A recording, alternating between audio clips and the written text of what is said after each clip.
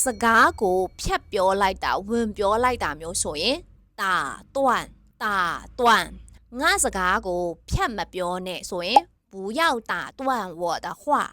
不要打断我的话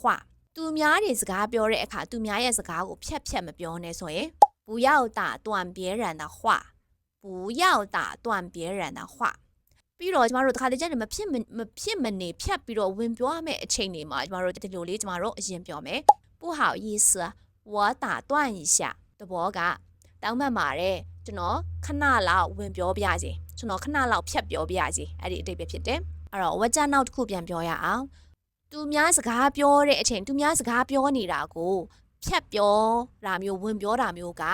မယဉ်ကျေးတဲ့အပြုအမူတစ်ခုဖြစ်တယ်လို့ပြောမယ်打断别人谈话是一种不礼貌的行为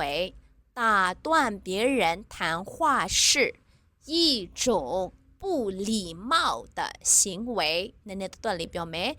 打断别人谈话是一种不礼貌的行为ကောင်းပြီအဲ့ဆိုရင်စကားဖြတ်ပြောတာဝင်ပြောတာကို打断နောက်ဗီဒီယိုမှာပြန်တွေ့ရအောင် bye bye